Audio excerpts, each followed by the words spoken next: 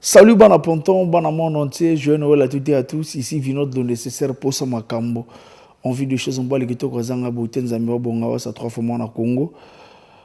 Dites bel et bien sur l'émission 3 quarts de vérité, l'émission de chronique musicale sponsorisée par la marque Primus 3 fois filtrée. Babito, mais la Primus, puisque c'est la bière qu'il faut quand il s'agit de faire de la fête. Babi, Noël les a pour la bâtonnion, pour tout azapena, moana. Selon la religion, quoi. C'est pas chrétien, Noël les a pour la mututu, donc mututu, penaza moana, puisque tu bois, papa, na maman. Donc, les a moi, pena, y a bâtonnion, voilà. Dans cette émission, mesdames et messieurs, nous allons recevoir un grand nom. Je dis bien un grand nom. Il y a Culture Nabiso, l'un des pionniers, pena, Simba Culture, il y a Point Noir. On va traverser la frontière, quelque part. Correctement, mais c'est une musique de Tokoloba. Peut-être on va de disparition, mais sur la mingue, qu'est-ce qui ne va pas? Vraiment, on a ces 3 quarts de vérité tellement il a été vraiment réclamé dans la fanatique. Tout mes vinots de nécessaire, tout yambaye mokolini. Quand le banabino, aux émissions va partir prêter, nous sommes au service du peuple. Donc, tant que tu as barriquette nabiso, s'il s'agit de te recevoir, tu yamba. Donc, des artistes aussi de nous faciliter cette tâche pour toi qui est bien. Donc, année à Sika, baramopé à Sika. Donc, tu es en 2021, marque Primus. Balobi, n'est musique qui prend le nécessaire dans le mingité. Yambalo, tant que font la makambo, et ça saute comme ça la mike. Stade! Tout le monde a un orchestre longo Brazzaville, l'équipe na Dolisie, na stade. Tout le monde a Mali, on a Sidiki Diabaté, on a Côte d'Ivoire, Nigeria, orchestre Moutabimika, bonne individualité. À ton ici stade, où tu dois go, vous voulez y 8 fois. Mais pourquoi? Nous avons des gros noms au Bassalama, Kamunamboka, donc cette fois-ci, en 2021, c'est la première orchestre longo Brazza. Et que na Ouesso, ça te connaît, on va na palais, ni na Ouesso T. On a ça de l'administration à Ouesso T. Na stade pénal parce que le gouvernement est pénal ba stade na ba département nyonso tout en respectant les mesures barrières na Sibiti on a stade à Sibiti mais voilà la marque nous a accompagné bien non ba maizali ba marque za pénal bien ba raison soudé on va vous accompagner au Zekaka ta 1000 francs il y a salle il suffit de baya et que ça va bien voilà sans plus tarder il peut malanda donc panellement de transit Royambaye déjà Touyambaye déjà, donc, na cadre, il est parmi nous. Voilà. DJ Mike, 119 Diabolos. Voilà, Mike, bon arrivée. Merci vraiment, Vinol. Vinol, le nécessaire. Talagara, le diable. Diable de Sakamoni. DJ Mike automatique, Jimmy le Kavea, le Ying et le Yong, le diable de Sakamoni, Tatan Zambi. Ah oui, Migi va crier, n'a pas parlé, n'a pas pombo. Pour visage pour nous remonter à la danger. Voilà, Mike 119 Diabolos, ça te fait quoi aujourd'hui? Vous avez parmi bateau, Simba Culture et Ville à Point Noir. Na maman coupé décalé, vous avez une icône, vous avez un monument, na maman comme ça fallait que tu vas décorer, mais tant que vous êtes toujours vivant et vous êtes en voilà. DJ Mike. D'abord, il s'est ramandé pourquoi m'appelle le lot DJ Mike. Salima Ndengini, Salima Kandengmukili, Salima, parce qu'au début Dieu créa quoi? Dieu créa l'homme, après, Talaka comme Solo, Angoana na Kinzambe, mais mon père Malanda créa DJ Mike. Donc, tant que Salima Solo a créé DJ Mike crée encore une musique qui arrive, viendrait le coupé décalé. C'était pas le coupé décalé, mais c'était le rap. Donc, on a abandonné le rap après. Parce que master nanga kufa DJ Mordon a poussé na kati ki disco jockey hein? Donc après disco jockey après le coupé décalé arrivé sinon que moi je n'a voyé battre que dans ça la coupé décalé hein? Donc moi c'était le rap. Voilà. Nani pena inspiré au na décalé parce que Mike tango na décalé pena mouvement tout ya pour nous taper sur la goût est décalé c'est Mike tango na décalé Mike ou inspiré nani. Bon, au fait que l'inspiration a décalé, n'a qu'une inspiration n'a moutouté, mais moi j'ai aimé Nujak Tabazo, tu vois. Na linga Nujak Tabazo, Tango sala opusne ya sik ya liboso wana. Donc et ça l'a plaisir parce que biloko ya ko boka na biso to ko boka avant na balot na banganda. On est avec Luc de Gama ou Alexandre animation. Donc tana yo kango mais Mike babiloko boka wana. Donc yo peut ko ça décaler. On a ko meka. Donc dans na meka ka décaler. On vote moi tango yo kan vote moi ya nze monanga ya liboso te. Na sala moko me simba te. Na boka ko na ndenge ya biloko ya kala quoi. Mais simba nango te. Na zongi na moni pe yango te. Donc autant na zonga na travailler des sous na cadre ya décalé. Tout le monde va 10 ans de cela disait Mike mais tango ba ah non il sera moins bien moi il logo na moi tant comprendre ils arrivent pas me souva tala na. Otala ka biso au moninga ta ba tentiro na ba joro o sentir que tu as mutu moko boya fanda quelque part. Mais DJ Mike Jésus non Jésus non aspect ça mais pourquoi art no côté art mais naturalisme te na laissa makambuti au fait que pour na mukile parce que na zo trop ba appelle les oama hein na ba fan ya DJ Mike que DJ Mike moko donc ndenge nini ba position ya musique tout na loba na bo calmer ça me fait presque près de 5 ans hein. Mais na ko yemba biloko zawana parce que ba bombe za donc Satan 2 azawana moi ah non wana biloko o ça la déjà ngana li nga rappeur bibliothèque hier bana muso ba mona le ba 19 ans ba bina no ba depuis 2007 on a ba muso mo le ba ba mikolo ba 12 ans 13 ans eh mutongo ni yeyo tamuso mona aspect mais ozana nga wana mais tamuso neti yote na mukolo tango mona mukolo mukuli ah oui ba mona ga ilongo te mukolo penza nga kapile ça bien moi ah non pona ipo malanda donc moi ya kapela ile ka peka quoi ah oui pona bango na pesela kaka quoi talaka légende nga ko benga nga iko légende DJ Mike automatique mais na sala ngo pona ba fan nanga mais bonango na ka loboko likolo et ça la bien ah non ah oui voilà en banque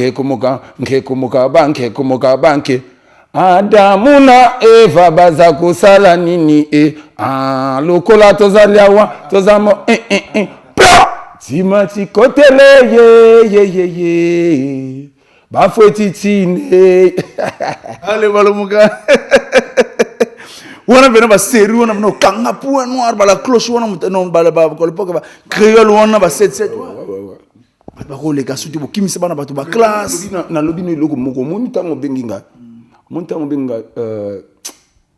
nana mawana ponton la belle parce que ponton ko beba mais maintenant na singi ka que na ba autorité bo mona ngoma bete s'il vous plaît ya nango ka njembo ba ko bina ka moko c'est na yoki ba boro moko bo ba censurer mais biso omoni toza sous na ba style wana biso tanto banda hein.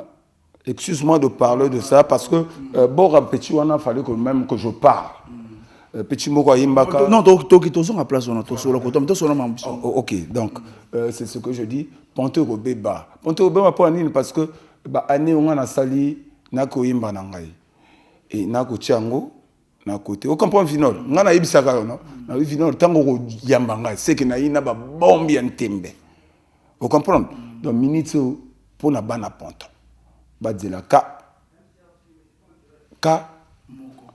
te ou lobby bien te ka moko donc ka moko donc ça veut dire que maintenant ma solo ngezaka un moko le temps na ko beta moko wana après ma solo esuki donc ça veut dire que non moto ko zala wana tenzela na ngobutika ngana leka na ngai parce que j'ai laissé le temps non mon musique ezokende nango ka boye couper décaler ça sous notre valeur au senti que na senti que couper décaler valeur até au senti polémique a bien exaté donc biso toto za na terrain polémique maintenant il y a que ça la polémique a bien ko ya ka ko finga DJ Mike té master tout ça la polémique a bien est-ce que ce monde peut DJ Mike nana mona muto manqué to ba génération na bino ba sata la plupart ba génération ba ya ka lelo ba fleur tout le monde après et un moment mais tout le monde a une nouvelle génération. Et ça te fait quoi, tout le monde est arrivé, Darvel, Max, dès lors qu'on décalé moula dans Kouikou. Et ton père, parce que Tchétché était vraiment la capitale de l'ambiance. Il a vu la pointe, l'ambiance, c'est que dans Tchétché, Kouikou. Mais finalement, on a quoi, un Kouikou. Kouikou, il y a qui mon pépé, mon robot, et Kenda, parce que oui, DJ Mike voyage, na Kenambo comme Soussou, Boba Tchikaraga, bagna capacité. Bon, na la capacité, mais beti nzembo beti bien. Mais ça veut dire que maintenant ça va. Bah petit c'est que bah beti bien. Quand tu parles de Kouikou, Tchétché, Yali à Pointe-Noire. Nous sommes un. Non ni on a bimisi nzembo wana moko. C'est que nous décalé banana Tchétché. Quand décalé comme une guerre moko. Na lobby wana. On a son on a Tchétché. On a polémique ya baleki. DJ Mike ne peut jamais faire ça. Donc moi j'arrange. Regarde, dernier. Donc Nalina et Logo na sali na champion. J'ai fait ça hier. Ça sort demain. Na sali na champion. Est-ce que na boyi que champion parce que champion azana l'autre na Kouikou. Champion c'est un petit à moi. Donc pourquoi pas que na salana intel na salana intel. Vous comprenez? La musique Kaba fan bato ba baby ça mais ba fan wana ya ba fan oh c'est des fans bado donc des fans oh ba yeba ate musique ezanini tu es fan oui zalana mutu na yo oyebite que mutu wana tango lo ba oyebite côté ba kuta na kabango na ye après minute wana koko bundisa fan inter après ngambo ko elio mais biso to za wana to bae to ko mona yo makambo ya famille na yo voilà parce que DJ Mike à l'époque on a ba WhatsApp et internet ils avaient plein de loté mais Kobi Maliba na mboka wana. Tu as quand même eu le temps de payer Bélé dans le concert. Tu as fait quel pays? Ouais, moi je fais en 2009. 2009, Natina Maroc. 2012, Maroc. 2017, l'Afrique du Sud. Nous sommes na Côte d'Ivoire, na Rwanda, na Kigali. En fait, que na Kabinda. Donc, au fait qu'on a une chanson, mes chansons, regarde, maintenant là, je vais voyager, je voyage le 17 pour revenir le 2 janvier, dans l'Afrique de l'Ouest. Donc, au monde qui maintenant, parce que surtout, on a dit, mais tu faisais quoi? Les contrats là venaient comment? À l'époque, on a disque, album était gamaté, mais contre les gens, pas rejoindre.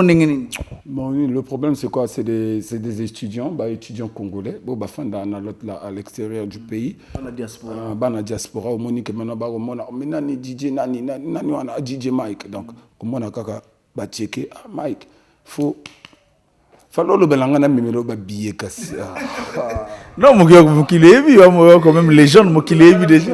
Fallait le belanga na mimelo ba billet ba mona parce que tant que le ba non mutu on comprendre mutu akokonji maté te nga na voyage. Ça te faisait quoi Mike à l'époque musique on les a d'abord vision d'abord au bin sabana il y a créé à cette époque là biso to royal ba créé à l'époque où on doit après musu na biso kuna il y a fallait que moi bana tchétché ba sepela mais et traverser lengiwana et kitiri banda ya mboka do ba 300 km ba Rwanda mboka na Kigali na yo kamungu to wa lingala te.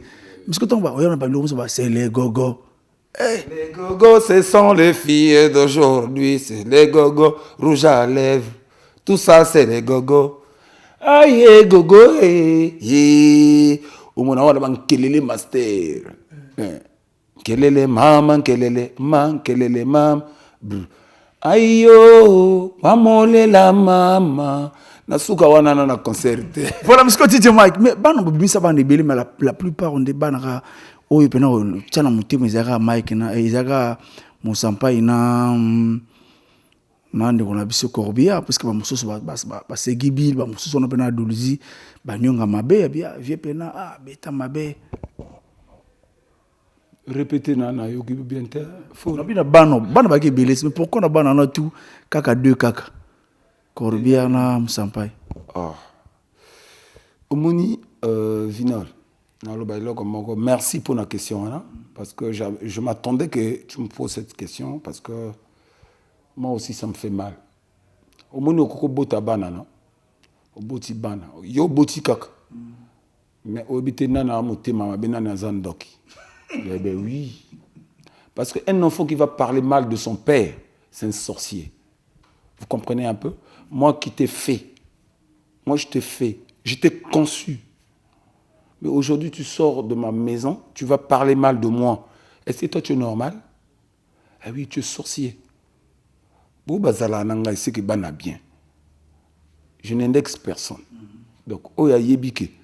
Azala nanga te ye akindoki. Ayaka shinga ponako, joa eloko moko boye, apa kende. Mais tanga ke, c'est ce que je dis. Nazan dokite, je ne suis pas sorcier. Je remercie l'Éternel. Mais aujourd'hui, je ne suis pas.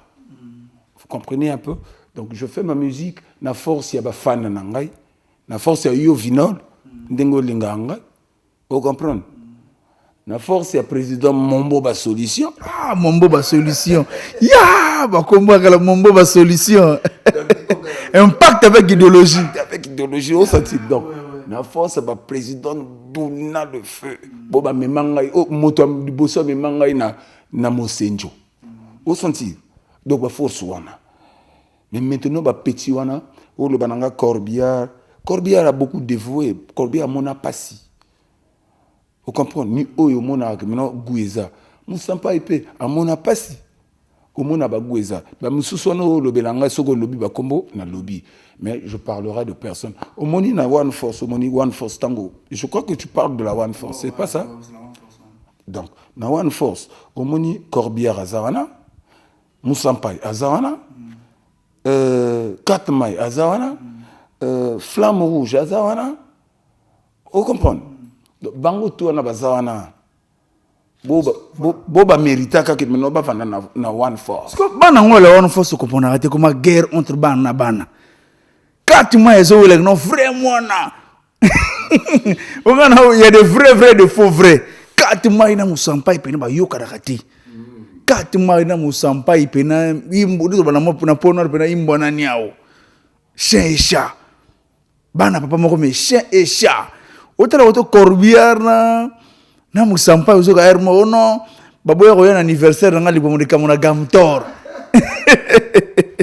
O baki ba animateur de deuxième division ngamna yana guitare na One Force ngamna moderniser ngamna yana bambonda na tsabi na One Force izaka musique kilombo mais ngamna moderniser One Force. Maintenant na koloba no vinol omoni Holanda biloko wana te kolanda ngote ça va o biloko wana pe sala ma mungu wana kati orchestre et ça la vrai ponga pe na ndimango na ndimango katma na musampa babundela bango brassard na bango eza shenga bakala mingi te na obetisa bango na mfungu so na opona place kaka ata quelque part yo ko ponango yo ko za la chroniqueur kuna to ko ponango po na pesa brassard ngo ba welela bango nanango na palais na somba ngo déjà wana bo ata moto na brassard wana musampa ya nangote katma ya nangote même Corbière côté azawana azana ngote izaka shenga mo donc na ko somba ngo na salle publication kaka baya ko mona ngo mokolo pesa ngo na moti vous comprenez donc et me pesa la passe anniversaire musampa non, tu n'as pas rappelé que tu as raté.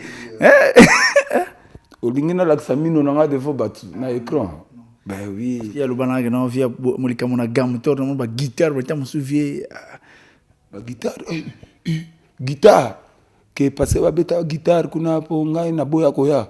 Ah me kote ngana li kuna to beta live po ngai soko obengi ngai fo benga orchestre mobimba. Minute yo DJ Mike tanaza ni omona batmuso babanga ko benga nga soko bengi ngai benga orchestre mobile donc ça veut dire que maintenant omona simanga batterie fanda. C'était depuis très longtemps à l'époque Mike t'as invité na ba mbok na ba punga tu partais pas seul wa tu vois moké ozora o kabona ba leki toujours wana vraiment je te félicite le monde omoni ngana ko bima na okende au moins même na 28 personnes na simana ngai o comprendre na kemba dolizi ba nini wana ben pona ko benga ngai o bengi ngai bongisa mbongo instrument nga na beta live donc to ko proposer yo olingi live semi live bien playback voilà DJ Mike au sala featuring mon a coupé décalé na habité bon même si ba sala moi énergie pas sala on a pris son rôle mais featuring moko na coupé décalé au sangisa demboka o simba peut traverser ba frontière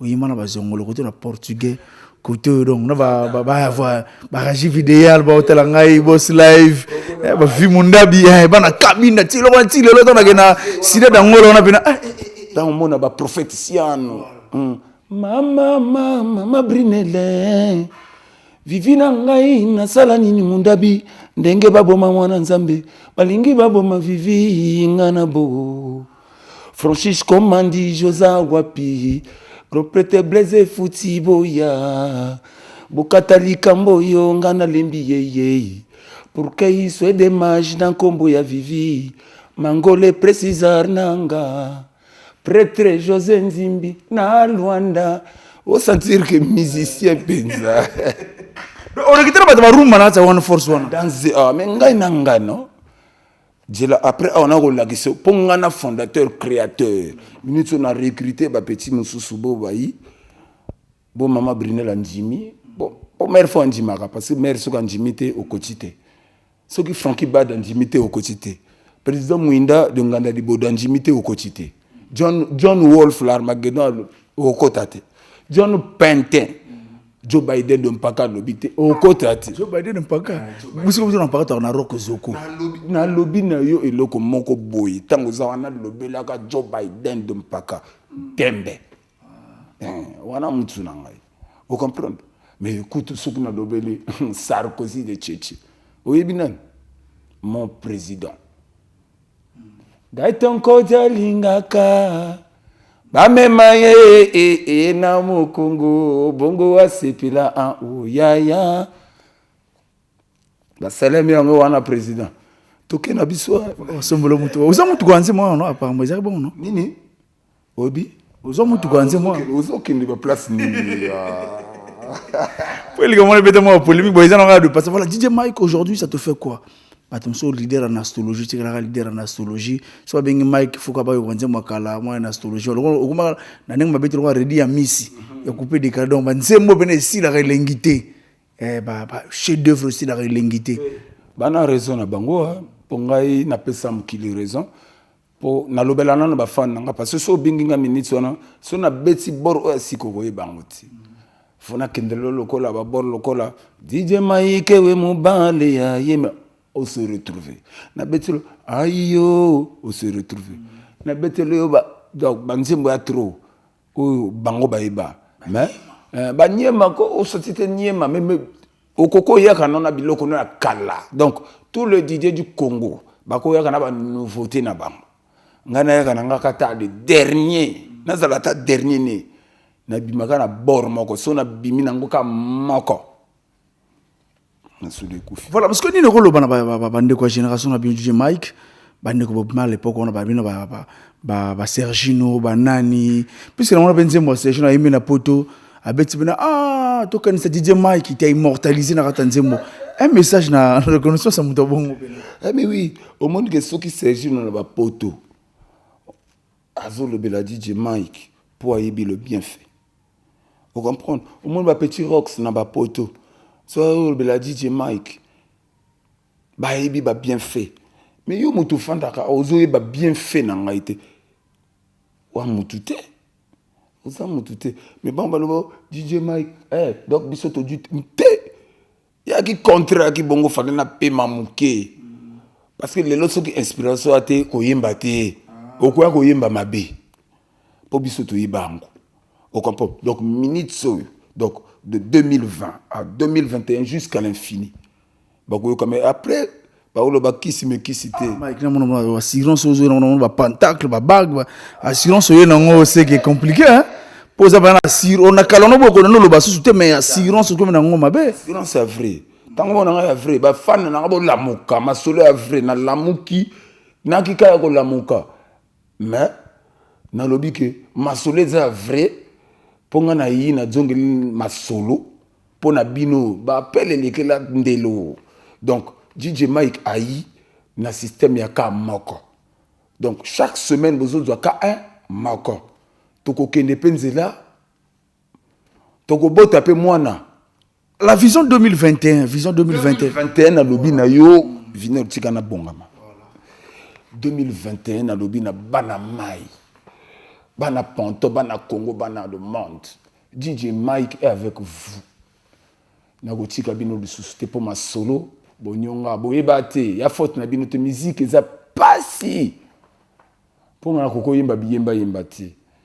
na pesi bino eloko moko kaka wana essayer boyoka ka moko. Donc après wana deuxième volume, troisième, même jusqu'à 20 000 volumes boyoka ngo. Donc vous allez décider ba fait tout bogolia ka moko. Tant to coach 2021 ma solo est vrai. Na ko pression bino ba petit beau pe ba ina one force po ba loba one force kufa one force kufa te. Moi-même je suis là. One force na ko kufa fo ngai moko na kufa. Parce que kolongo tu acceptes combien de bat malongo na bango? Pe yana moto alonga na wana. Mais Musampa ya wasala le bongoreti. Joye otunaye olongba akoyebisa. Mais ya bisanga na wela wana asala ya 2014 le bongo bako kona yo batekolo. On bako kona batekolo na yo. Omoni ya nini? Omoni au fait que omoni to aller en télé tokoloba mingi te. Musampa a dit mwana fils de la One Force. Corbière fils de la One Force. Katma fils de la One Force, Flamme Rouge fils de la One Force. Kolobabor ex-fils de la One Force. Vous comprenez? Bah ex ni bangwana. Bangba ex, je dis la vérité. Bah ex. Pour bayaka One Force sala bango. Bah sali bango fallait qu'on lâche bango. Moni bah chien méchant. Sali bango après bon. Kotana. Canada Banza Congo les capé One Force. Canada Banza Congo au fait batouaye baté. Canada Banza Congo a petit na biso. Bon atalakou hein. Oui, alika One Force. Mayaka na ba chaleur na jour na e ya petit ya bien. Alika na One Force. Alika One Force. Est-ce que bige brillant motamima One Force. Est-ce que bige Mike il lo mo be yum to salak bas orchestre na ponor pena ba misi ba perdre confiance. Yum to panza bas orchestre ngo yera pepe couper décalé. Bas orchestre pour la plupart et panza on récupérer ba grand animateur presque tout. Toi bozi ba Musampa OGB bana ya OGB pena d'Haïti. OK côté ya mbota pour zora marché gay. La plupart des animateurs bon batika tika mouvement wana misi pena mouvement bon moi non ndeni. Mwana na ngai kasi. Wana mwana na ngai. Marshall Gay mwana na ngai. Omoni Luka na lobby na même na ba fanatique tango yoka ba l'autre là bo djanti momoko bo titre nango ya Ligue des Champions. Omoni ma ba kolo ba bor bana na ngai. Na lobby amona ndenga ma bokuta boya bi na yoka ke baleka même na TV ya ko boya mais soka boye italien pe na yipo na ko lobela ete mais ayebi al lobela na nzembo na Ligue des Champions. Alors c'est qui bile mboto omoni kolela ya kolo babor nanan na papa. Donc inutile batubal le kana télé ba kolobela ma be abatu. Moi je parlerai jamais mal de quelqu'un jusqu'à ma mort. Ce que le belinga ma be talikayo. Ma pro on pas les gars One Force. Ma pro one premier mois na nanga avant bango tout. Et c'est peu quoi yo on le roi Luambo la génération va se passer. Tout c'est que son génération ma pro Telle étape nanga ma pro one na One Force parce que chez moi c'était d'abord le lion blessé d'Afrique. De wana tuzana ma pro one premier élève nanga na ki disco jockey na biso na mbota. Parce que moi je sors de mbota. Vous comprenez? Donc tu vas pas na mbota na tapis rouge. C'est quoi tapping hein nini? Mbota c'est un royaume na ko yebisa yote ya code ya mbota. Mbota c'est un royaume. Mbota c'est un pays parce que ngai Mike tango ntano bana mbota ba sepela. Omoni ba DJ mingi omoni ba kima ba quartier na bango ba replier ka shingai po ba yebi roi azalaka wana. Donc ba disciple fo azalaka l'autre. Donc na sepela ta ba yaka côté na ngai. Et naza na bar moko bo omoni ke DJ inter ata ko pesi ngambo te ça va. Na yebi ke ozo to sa fo kota na royaume. Vous comprenez? Un tapping toujours testament. Donc omoni biso toi même na province. Mbota za na province. Obi province mbota. Mbota raffinerie, province na biso. Donc état dans un état. Donc là où ce que DJ Mike est roi, le king. On entend la peu na ba biso tout na ba belle vie chou de Tchétché. Belle vie chouchou de Tchétché, papa belle crèche. Aminata tama. On a banana ngai. Voilà, et comme ça là c'est bien Mike. Ouais. Yana chombo. Quel chombo na? Il y a bien. Pour belle vie moto sala ba chombo. Yé moto siko toko benga yego chinka ba chombo. belle vie. Au monde belle vie. Au monde Gabonais, Camerounais. Bango bato ba pesa chombo na mutu. Donc so ngana na ba chombo bien bango. Bana ba chombo na fond tchétché wana. Belle vie. Ba Camerounais. Donc yo vino lo bengi ka belle vie chombo ata tablette gare aux diongo. Parce que tout seulement il y a étape to kana ngola na ya to kana beta ma tour mo ba grand peu de film mondabi. Et puis c'est to kena na Rodosh Manger. Wow, unaji kuna bana Rodosh Manger na bana ya bana ya bana mbuku bana Sinta Catherine ba film ba quartier bele na cabine ba tala toi quart de vérité minguna parce que Mike tu en face de la génération totale est-ce que bana ya diaspora puisque ça prend émission bana Congo balinga trop puisque émission au côté na ba discothèque il t'a un peu de partout dans le monde Mike ça l'a bien ba moi à l'époque wana ya ki ba génération nini après 4 mois et banani et ça a quand même important. Non mais na One Force. Mais tant qu'on a One Force, quand j'ai commencé avec la One Force, na bandi na Mbota, kuna bon, il y a qui m'a solo ya koyemba te hein, il y a qui disco jockey avec mon petit ma pro one qui est en France. Moni après bon, Christophe Bonaventure m'a bikai ko djwanga wana, aminga na créole. Au créole, j'ai commencé avec les Colby One, les DJ Boban. DJ Boban après, j'ai pris DJ Briand. DJ Briand Aïe. Après DJ Briand, on a dit DJ Briand m'a ramené Corbière. Parce que DJ Briand m'a mis ma Corbière. Après Corbière Aïe, il fallait le reformer, il fallait le former. Après Corbière, t'as dit. Au fait, 4 mois, il y a plutôt DJ Freddy One. Hein, DJ Freddy One, il y a qui petit nanga, il y a qui n'a point de repère. Il est là en Afrique du Sud. C'est lui qui m'a reçu même en Afrique du Sud là-bas. Freddy One. Après, Flamme a mis. C'était qui? Flamme a emmené. On y va trop, ils sont trop nombreux. Baza Mingi. Tu vois, donc, histoire, il y a dit bon. Parce que, on se retrouve mandé, on a chance à quoi il apparemment. Oui, mais bango tout bago yemba raté. C'est pas dit. Au fait, le problème, c'est quoi? Il y a un complexe motesali ba DJ Moussouba yemba. Ba Moussou bakina, ton ya koyemba te, bakina mongongo koyemba te. Tu vois? Koyemba chez Bisso na One Force, il y a koyemba ya Kingai, il y a qui Katmai, il y a qui Corbière, il y a qui Moussampai. Non, Moussampai musicien, hein, musicien complet. Hein. Ah oui, parce que ça je sais. Hein. Musicien complet, Corbière musicien complet. Donc Moussampai, avant on a Moussampai dans le comité, il y a un OGB. Parce que Moussampai est dans le vrai petit frère. Oui, donc je sais. Naïbi Anini, Azan, quel talent ils en ont. Côté donc, tout le monde bien, quand on a un musicien, on DJ, c'est quoi? Comme séquence pour moi, animateur dans la bar, c'est là où on peut se faire une opportunité. Non, le problème, c'est quoi? Musicien, Talakou, musicien, qui se retrouver de soutien parce que coupé, décalé et Dieu qui en pleure. Tu vois un peu, donc ça veut dire que maintenant, on va moniter. On a un donc, faut, on a un côté. C'est pas dire que maintenant, c'est Mike qui va prendre. Donc, bango moko batbazoya. Tambazoya, vient de travailler. À Monique, maintenant, ça va. Pour comprendre que maintenant, à se retrouver. Comme au monde, le musicien, le Séguibil. Séguibil a un talent, hein. Quand tu vois Séguibil. Séguibil, moi, je l'ai connu à G8 tant que danseur. Danseur à Talakou. Quand elle arrive chez moi, bon, regarde, on a travaillé un qu'elle est là avec lui. Tu vois? Mais dans l'orchestre, c'est pas comment on en a été. Mais bah, comment on en a été, coupé des cas. C'est ça qui m'a chance, moi, la plupart, mais Moutaye Malama, il faut aller balan, Moutaye Malama, mais tu ne partais, jaloux à succès, mais tu donnais tout le monde sans penser le retour. Oui, c'est ça. Même jusqu'aujourd'hui, je vais te présenter, même j'ai des petits que j'ai recrutés maintenant, donc qui vont faire aussi succès. Bobako Sala. On comprend? Oui, oui. Comment, hein?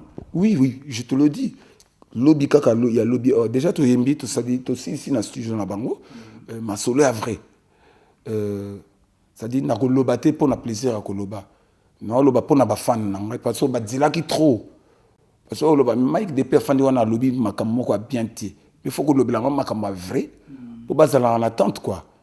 Donc c'est il y a sikezuku ya kamoko. Vous comprenez non?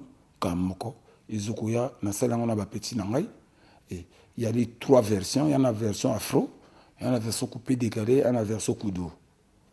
Vous comprenez? Voilà Mike, je pense que la télé étant c'est le temps et que ça là quand même bien, tout comme on tourne vers la fin. Quant à moi, remerciement sur Zali et puis tout Kabana, Bandeko. Moi, message, on va repasser ça peu message. Ouais, ben, maintenant, pour Nangai, vraiment merci Nayo Vinol. Parce que au moins, que Maloba Koloba Mingi Shio Izate, parce que tu es vraiment brave. Tu me déranges à tout le temps, Mike, il faut passer, Mike, il faut passer. Surtout dans l'équipe, parce que tu as appelé. C'est pas, il y a volonté dans la tête, il y a au Bengi. Parce que on a souci au lobby Mike Ndengenini. Tu fais partie de la staff de DJ Mike parce que tu sais. Au Yebi, on a na JOP, chroniqueur 119, boba ko boya ba boyi na bango, to ko travailler. Donc tant on a continué na ma solo déjà na bandi yango, ba fait yo, ba na ponto ba sepila na bango. Ça dit na pesi mote na ba ponte négre non surtout. DJ Mike na bino ye o, bo tala ka stima. Na changé look comme ça c'est moi na longola ba locks minute tout na ba freeze donc moi na tout ko dwa look a dune ka freeze et ça là bien look a DJ Mike koloba mingi mbanga passe bozela ka moko yika nungu ajouter les piments ça c'est la danse du diable Bongamil ngatulan kama na braza bongamil futulan kama bongamil non gauche et côté droite bimi. Yika nungu. Ajouter les piments. Pour le plaisir de LG Conseil, Agence Générale. Donc,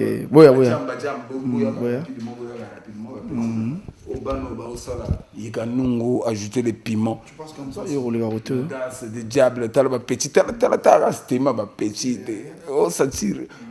Il y a des petits petit moko mvindal petit moko salité ba petit moko papa baleka ba lobela ba père minute on a lobi na nga petit salité chez nga mvindal petit baleka ba lobela ba père on est papa zo ba moi na zo ba oh non il y en a mingi monsieur soit excuse-moi de dire ça parce que faut mo kile yibango ba ngelo loba oh non DJ Mike na 6h afanda na quartier kuna koma komela afanda na nganda ye moko moi je peux faire ça moi responsable laisse-moi dire responsable comme moi c'est pas bon ça na fanda na ngana palais ngana muta palais pour na mona nga pasi mais tout tika on a tout ça l'émission bien bongo voilà mon message bonjour la famille c'est Omison number 1 le fils de DJ Mike 119 Diabolos.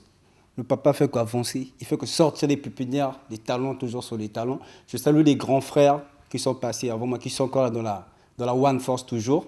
Tu es animateur? Non, mais moi je fais de l'afrobeat, je suis artiste au Misson. Je fais de l'afrobeat, le vieux, je suis arrivé, je viens de Brazza, je suis arrivé à Pointe-Noire, le vieux m'a bien reçu. Il m'a dit, petit toi, on va bosser. Et aujourd'hui, je suis là avec le vieux. Malgré ma Obayaka, ma grand frère toujours, ça là, mais lui surtout, il a Tomorobo, il y a bien parce que ma Kamomorobo, il m'a solo, il y a clair. Vieux, Azo Coché toujours pour ça, voyage, ma Kamomorobo. Voilà, merci. Tu es dans la cabine, comment va, amigo? Comment va?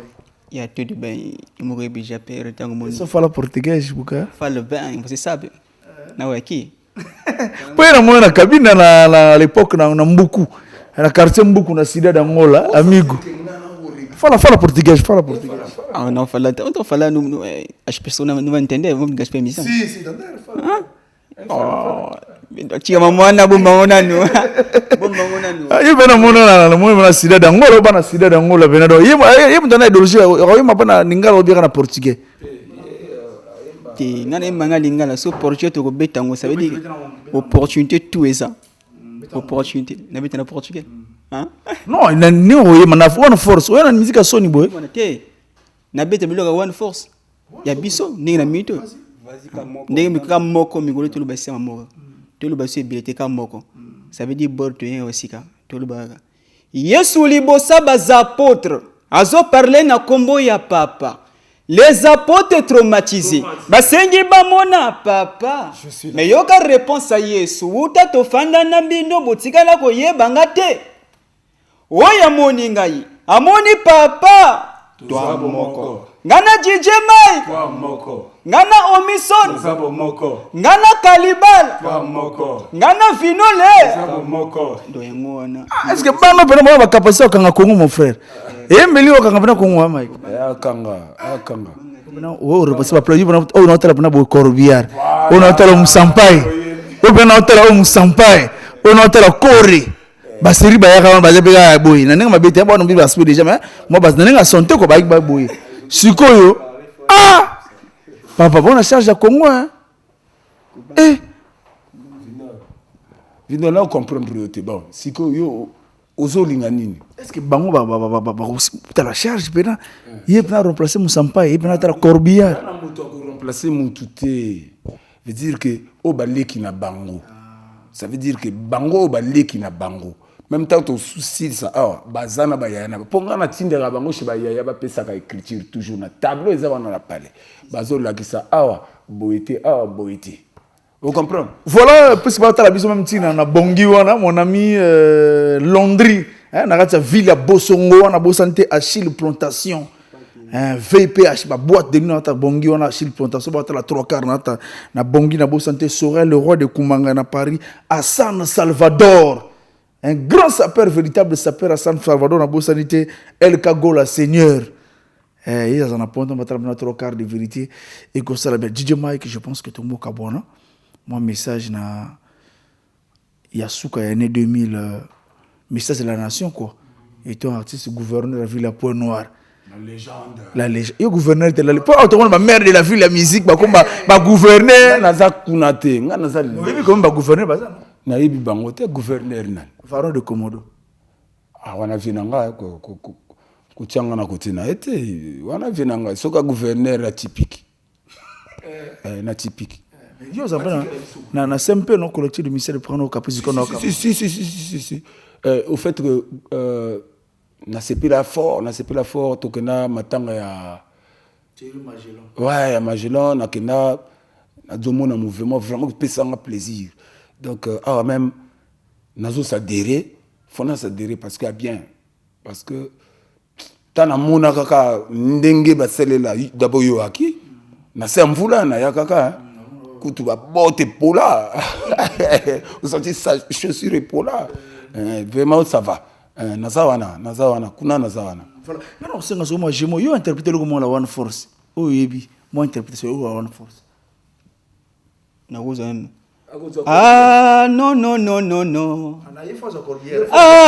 oui Azo Corbillard on a peur Kimbanda abunu muzozange mezonze Gi Marlene ngeinwa ya pamba Pichuna ngimbi mekota na kati ya inzo wanianza kore En fait, moi, c'est de l'afrobeat. Mon père a formé l'afrobeat à un niveau mon voyez. C'est ça sur l'afrobeat. Donc ça donne. Moussampa peut hasard. Moussampa peut hasard. Nana Moussampa peut. On va remplacer l'homme de console venant au bar là-bas. Mais bango baza au banana bango. Donc ça veut dire tamba au monde kuna ba au sepila. Au banana bango. Est-ce que Moussampa était point? Te Moussampa minute ya ki programme na iti. Moussampa ya programme na iti. Toya émission na Moussampa na Corbia pour bo sentir pour battre ba loza trop. One Force za. Bo banga raté. Pour mensus ba ko ba bimisa ba nsala ba loba oh One Force on est biso soto telemi so ngana telemi awa Moussampai awa Corbillard awa Flamme Rouge awa 4 Mai et le reste muta ko telemati combien d'années sika to ko taper ça bien wa année sika oyo kolo babor bazonga makambo ça bien nani kolo babor ça kozonga mouvement kolo babor azonga mouvement comment leader mais ye azana l'autre là azana bien adolisien abisa ko album azaki na album ma mais il est connu ici parce qu'il y a sali azo sa promotion à CD il y a bien te faut faire la promotion en ligne nyongi sanga oui faut ça la ngona ligne atsango na WhatsApp na nini wana biloko kala na nyonga kinango quoi il y a bien te voilà il peut malana to comme na suka entretien donc merci beaucoup je pense que Mbote Suki non D'abord, na Ipo Malanda, na Sima, Bababor. Donc, ça veut dire que Somboki, la moki robololo. Vas-y. Bongamil, Vutulan Kama, gauche et cocotte à droite et bima. Minute Tolobi, Ipo Malanda, Yope, Lisoka 1, Mako. Donc, ça veut dire qu'il y a Bongo, tout ça, Bormo, on a petit. Pour pas sentir. Hein? Vous comprenez, non? Son batterie toujours. Voilà. Toko kende nzelaka. Moko. Toko sala makambo. Moko. Toko kende penzela. Moko. Toko bala pe mwasi. Moko. Toke nango. Kamoko. Kamoko. Kamoko. Yikanungu. Ajoutez les piments. Ça, c'est la danse du diable. Yikanungu. Ajoutez les piments. Ça, c'est la danse du diable. Voilà, merci beaucoup. Ipo Malanda, une émission de chronique musicale sponsorisée par la marque Primus. Hein, donc, Charnick de Matama, na Pesio Mbote, Bandeko Touba, Mike Mosisi na Brasco. Bandeko Nabissa Brasco, lui, la bière qu'il faut quand il s'agit de faire de la fête. Bo Pikiliki à Congo, qui te colle la marque Primus. Elengi. Elengi. Voilà, je pense que tu es abonné. Hein, donc, et ça la bête au son. Ah, ok. Ça, c'est le son dans Kamoko. Dans la page de Omison, c'est Lukino Chéri Nanga. Au Monkende Papa Nanga. Au Monkende Papa Nanga. Allez, Soupateria. Soupateria. Soupana, Soupana, Soupateria. Soupateria. Soupateria. Soupana, Soupana, Soupateria. Oh yes. Oh yes, Rempore. Vindu. Moyaga Vindu à Paris. Ton petit frère est là avec. Yof, Zundu, le conseil de Corbeil. Zundu Biorof, ton petit frère est là. La salle est toute surprise.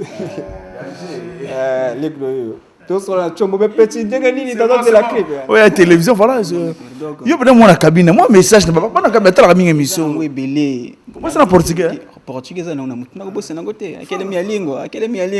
Période lingua solo. Mais c'est que na minute to le moko, mi on bezati. Et deux ans vieux, yo mo yebi. Azo formé bananaï, ayabi poanini. Azo bananaï, andi mibiso. Tout ça m'a brisé belé be mo mona. Dans le bigé, Yesu libosa baz apôtres. Azo parler na komo ya papa. Mais les apôtres traumatisés. Basengi ba mona papa. Mais yoka réponse à Yesu. Uta to fanda na bino botikala ko yebanga te. Mais oya moni ngai. Amoni papa. Toi moko. Donc il y a un message. Merci beaucoup Ipo Malanda. Donc moi message na bas étudiants congolais, bas étudiants congolais bana ya Maroc, bana ya Côte d'Ivoire, bana ya Burkina Faso. Bande ko na biso bana école de douane na Burkina Faso, ba ko be nécessaire tala pe ko to bana Burkina Faso. Merci bana Chine. Bana Chine, bana États-Unis, bana Chine, bana États-Unis, bana Ghana. Bonne fête na bana Ghana. Kamoko. Bonne fête na bana Morocco, bana Mohamedia, bana Mohamedia. Bana Setat. Bana Casablanca. On s'attire que bakoto na. On s'attire que biso tato ya kana ba Morocco mort. Danger. Tozoya année tozoya toujours. Bana captain. On s'attire que bana captain. Ça là de la taille à monte. Après yo ya koloba nanga hôtel mo sukanga awagas na gododa. Merci. Okay. Thank you very much. Yes. 119 Diabolos. Oh, aba asaro isua.